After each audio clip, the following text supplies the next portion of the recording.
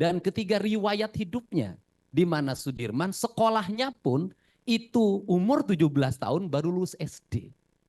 Setelah saya mendapatkan kesan yang mendalam bahwa Sudirman bukanlah orang yang memiliki kualifikasi untuk melakukan tindak pidana. Dilihat dari sisi postur tubuh, kemudian kecakapan, dan ketiga, riwayat hidupnya, di mana Sudirman sekolahnya pun itu umur 17 tahun baru lulus SD. Artinya bahwa dia tidak memiliki kualifikasi atau kecakapan seperti orang-orang yang lainnya, apalagi melakukan tindak pidana pembunuhan dan perbuatan asusila. Melihat dari sisi fisik dan fisik yang dimiliki oleh Sudirman, saudara Sudirman menurut saya jauh dari peristiwa yang dituduhkan itu. Baik, memang itu yang kami ingin konfirmasi, saudara saksi, bahwa berdasarkan dakwaan dan juga uraian peristiwa di dalam putusan, Sudirman ini boleh dibilang adalah pelaku utama.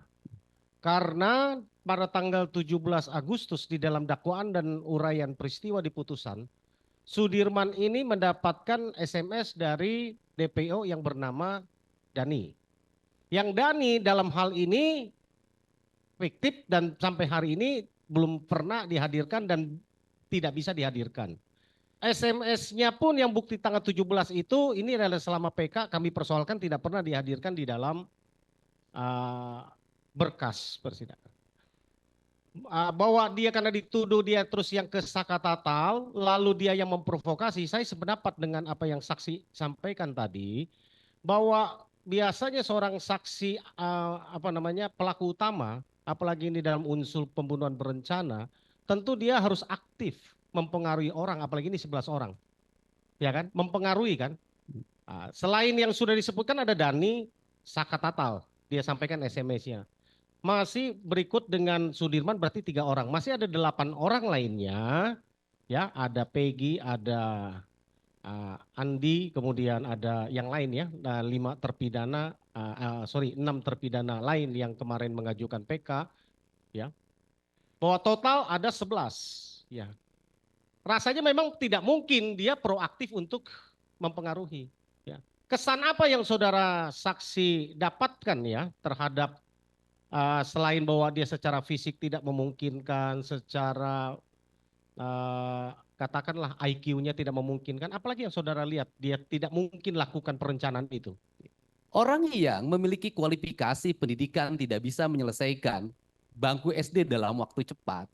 Biasanya dalam lingkungan hidup sosial bukan orang yang menyuruh tapi orang yang disuruh.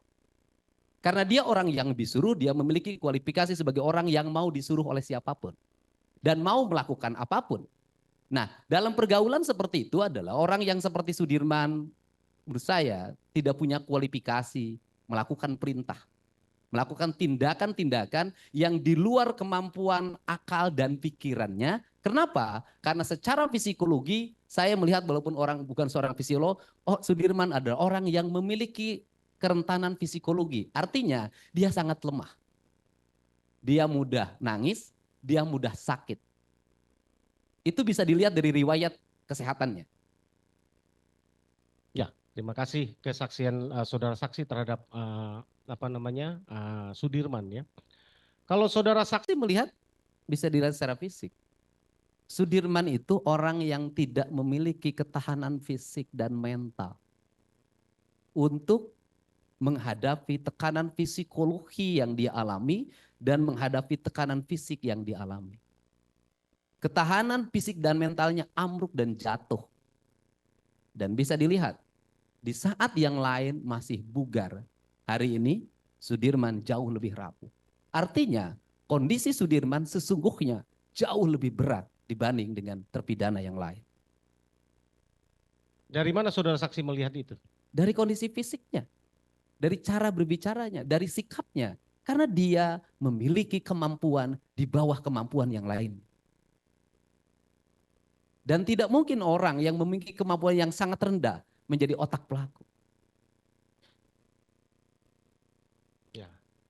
Setelah melihat nih, sesudah bertemu dan sekarang melihat persidangan PK berjalan, kami ingin tanggapan saudara saksi terhadap Sudirman selain tadi adalah yang paling rapuh, yang paling berat menghadapi siksaan tadi, apalagi yang saudara saksi dapatkan terhadap Sudirman ini? Sudirman merupakan orang yang paling berat karena dia mengalami tuduhan yang berat. Dia mendapat prasangka dari terpidana yang lain. Prasangka sebagai orang yang seluruh ucapannya dan tindakannya menjadi alat untuk membunuh teman-teman. Prasangka itu akan melahirkan tekanan psikologi yang sangat tinggi, sedangkan dia sendiri tidak memiliki kesadaran yang cukup untuk melakukan perbuatan hukum, beracara, menghadapi penyidikan, menghadapi penuntutan dan menghadapi penjara yang dia alami. Sesungguhnya Sudirman adalah orang yang paling rapuh di antara seluruh terpidana yang ada. Ya. Di antara banyak sumber informasi, kami layak dipercaya. Karena kami menggali lebih dalam, berpihak pada kebenaran,